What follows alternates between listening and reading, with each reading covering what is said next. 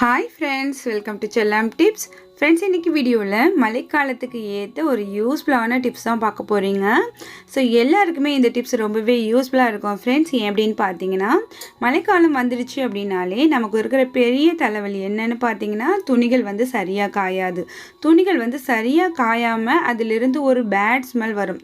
அந்த ஸ்மெல்லோட ட்ரெஸ்ஸை வந்து போட்டுக்கவே முடியாது. அப்படி ஒரு மஸ்கி ஸ்மெல் வரும் அதிலிருந்து. ஸோ அந்த ஸ்மெல் வந்து துவைச்ச துணியில் வராமல் இருக்கிறதுக்கும், ஸோ அப்படி வந்து துணியில் அந்த அவிச்ச ஸ்மெல் வந்துடுச்சு அப்படின்னாக்கா, ஸோ அதை எப்படி சரி பண்ணுறது அப்படிங்கிற டிப்ஸ் தான் இந்த வீடியோவில் நீங்கள் பார்க்க போகிறீங்க. ஸோ இந்த மழைக்காலத்துக்கு அது ரொம்பவே யூஸ்ஃபுல்லாக இருக்கும். மழைக்காலத்தில் வந்து ஏன் வந்து துணி வந்து அந்த மாதிரி அவிச்ச ஸ்மெல் வருது அப்படின்னாக்கா, நிறைய பேருக்கு தெரிஞ்சிருக்கலாம். காற்றில் இருக்கிற ஈரப்பதம் அதிகமாக இருக்கிறதுனால ஸோ துணியில் வந்து அந்த மாதிரி ஒரு பேட் ஸ்மெல் வருது. ஸோ சரியாக துணி காயாததுனால.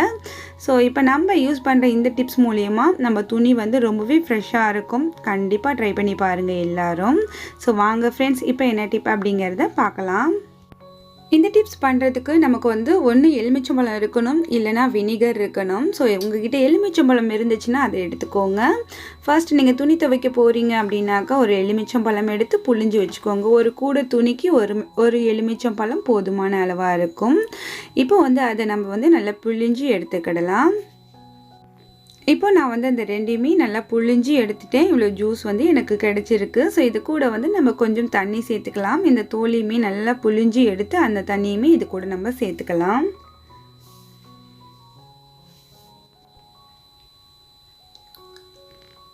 இப்போ நான் வந்து வாஷிங் மிஷினில் துணி துவைக்கிறதுக்கு இந்த டிப்ஸ் வந்து சொல்லிகிட்டு இருக்கேன்.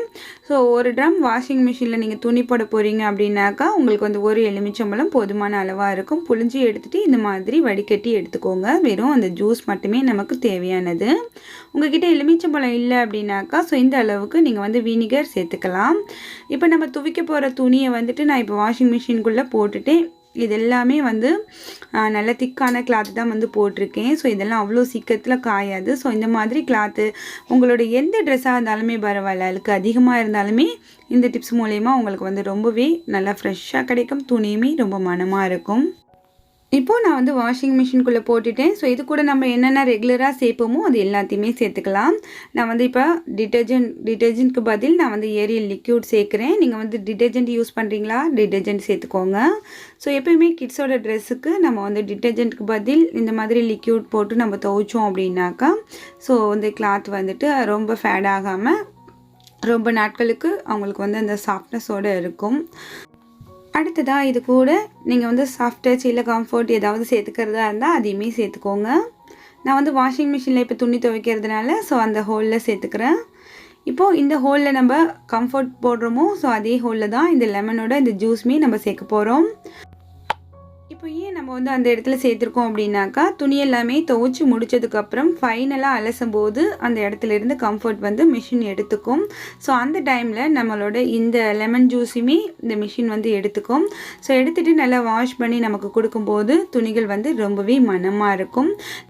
லெமனை பற்றி நம்ம எல்லாருக்குமே தெரிஞ்சது தான். லெமன் வந்து ஒரு ப்ரிசர்வேட்டிவ் அப்படிங்கிறதுனால நம்ம துணிகள் வந்து எவ்வளோ தான் ஈரமாக இருந்து காய்ந்தாலுமே ஸோ அதில் வந்து அந்த ஒரு கெட்டுப்போன அந்த ஒரு பேட் ஸ்மெல் வர விடவே விடாது. ஸோ அதனால் எல்லாருமே இதை ட்ரை பண்ணி பாருங்கள். ஸோ இப்போ நம்ம வாஷிங் மிஷினில் துணியை போட்டாச்சு, லெமன் ஜூஸ் எல்லாமே ஆட் பண்ணியாச்சு. இப்போ நம்ம மூடி போட்டு துவைக்க வேண்டியதுதான். ஸோ துவைச்சி முடிச்சதுக்கப்புறம் எப்படி இருக்குது அப்படிங்கிறத காமிக்கிறேன். ஸோ இதுவே மிஷின் இல்லாதவங்க ஸோ எப்படி துவைக்கிறது அப்படிங்கிறதையுமே நான் இந்த வீடியோவில் சொல்கிறேன் பாருங்கள். நீங்கள் வந்து துணியை வந்து எப்பயும் போல் துவைச்சி எடுத்துருங்க. ஸோ துவைச்சி எடுத்துட்டு ஃபைனலாக நீங்கள் அலச போகிற அந்த தண்ணியில் இந்த லெமன் ஜூஸை சேர்த்துட்டு நல்லா அலசி நல்லா பிழிஞ்சிட்டு தண்ணியெல்லாம் நல்லா வடிகிற அளவுக்கு வச்சுட்டு நீங்கள் காய வச்சு எடுத்திங்கன்னா உங்களுக்கு அந்த மாதிரி ஒரு பேட் ஸ்மெல் உங்களோட அந்த கிளாத்தில் வரவே வராது. ஸோ லெமன் ஜூஸ் யூஸ் பண்ணி பாருங்கள் ஃப்ரெண்ட்ஸ், ரொம்பவே யூஸ்ஃபுல்லாக இருக்கும். துணிகளுமே ரொம்ப பளிச்சுன்னு இருக்கும். அதுவுமே கிட்ஸோட கிளாத் எல்லாமே ஸோ அழுக்கு இருக்கும். அவங்க ஓடி ஆடி விளையாடுறாங்க இல்லையா, ஸோ அதனால் அவங்களோட ஜீன்ஸ் பேண்ட் அந்த கால் பகுதியெல்லாம் அழுக்கு இருக்கும் இல்லையா, ஸோ அதெல்லாமே போயிட்டு ரொம்பவே பளிச்சுன்னு இருக்கும்.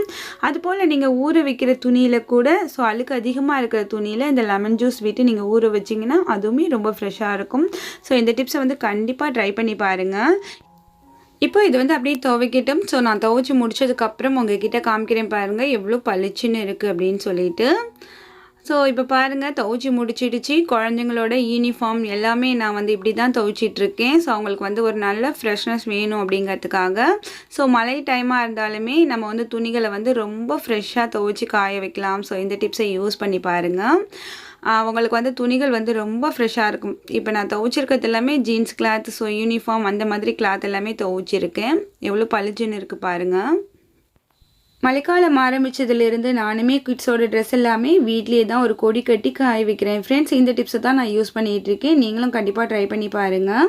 ஸோ இந்த வீடியோ உங்களுக்கு பிடிச்சிருக்கும், யூஸ்ஃபுல்லாக இருந்திருக்கும்னு நினைக்கிறேன். இந்த வீடியோ உங்களுக்கு பிடிச்சிருந்துச்சி அப்படின்னாக்கா எப்பயும் போல் லைக் பண்ணி என்னென்னமே சப்போர்ட் பண்ணுங்கள். இந்த வீடியோ பற்றின கருத்துக்களை மறக்காமல் வந்து கமெண்ட் செக்ஷனில் தெரியப்படுத்துங்க. இந்த டிப்ஸ் உங்களோட மற்ற நண்பர்களுக்கும் யூஸ்ஃபுல்லாக இருக்கும்னு நினச்சிங்கன்னா மறக்காமல் ஷேர் பண்ணிக்கோங்க. அடுத்த ஒரு இன்ட்ரெஸ்டிங்கான வீடியோவில் உங்களை நான் சந்திக்கிறேன். தேங்க்ஸ் ஃபார் வாட்சிங். பாய்.